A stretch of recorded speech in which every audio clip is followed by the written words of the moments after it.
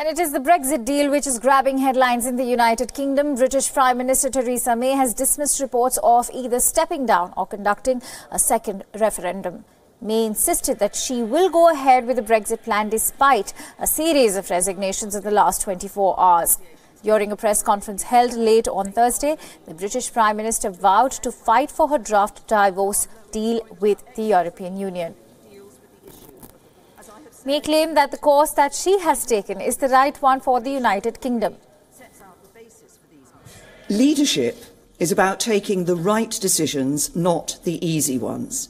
As Prime Minister, my job is to bring back a deal that delivers on the vote of the British people, that does that by ending free movement, all the things I raised in my statement, ending free movement, ensuring we're not sending vast annual sums to the EU any longer, ending the jurisdiction of the European Court of Justice, but also protects jobs and protects people's livelihoods, protects our security, protects the Union of the United Kingdom.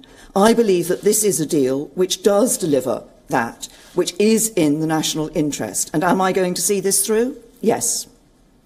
Well, look, I have taken a very clear view about the question of a second referendum. I've made that view clear to members of Parliament. And I think actually across the House of Commons, most members of Parliament recognise that they gave a vote to the British people, and the British people voted, and it's up to us to deliver on that vote and not have a second referendum. As far as I'm concerned, there will not be a second referendum. We asked people their view. They said we should leave the European Union, and we will leave the European Union, and we will leave on the 29th of March 2019. Prime Minister May also will be staring at a no-confidence motion. A letter of no confidence has been submitted by leading backbench Brexiteer Jacob Rees-Mogg to the chairman of Tories' Backbench 1922 committee. A vote will be triggered if 48 Tory MPs wrote to the chairman of the committee. When May was asked if she would resign in the light of all of this, she said, and I quote, "And what do you know about Jeffrey Boycott? Jeffrey Boycott stuck to it and he got the runs in the end." Meanwhile, reports claim that Michael Gove has rejected May's offer to be the new Brexit secretary. Remember, the position fell vacant after Dominic Raab resigned as the Brexit secretary in protest of the draft Brexit divorce deal. Raab was not the only one. There was a series of resignations in the last 24 hours as a fallout of the cabinet nod to the draft deal, including Pensions Minister Esther McKevey.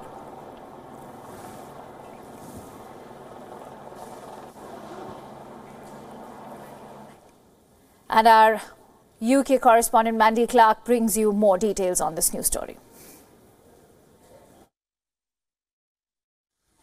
So what now for Theresa May? She says she has delivered the best deal that she could get for Britain. However, it has divided her cabinet. It took her hours to try and convince them to back her on this deal, and we saw a number of high-profile resignations over it. Now, Jacob Rees-Mogg, who is a chief Brexiteer, does not support this deal, and he says he's handed in his letter of no confidence. Now, if a 15% of the Tory party, that's another 47 Tory MPs, do the same, that will trigger a no confidence vote. Now, if she survives that no confidence vote, it means she gets to remain as Prime Minister, and then she can focus on pushing on her deal through Parliament, and that will be her very next hurdle. However, if she doesn't survive the no confidence vote, she will have to step aside as leader, and the party will have to pick another leader.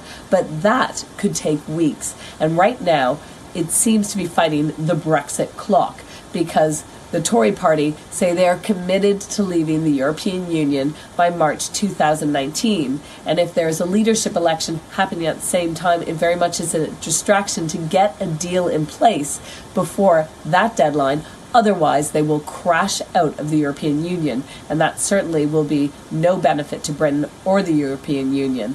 Theresa May says she's sticking to her principles, sticking to her guns, and she is certainly not going to be the one who blinks first.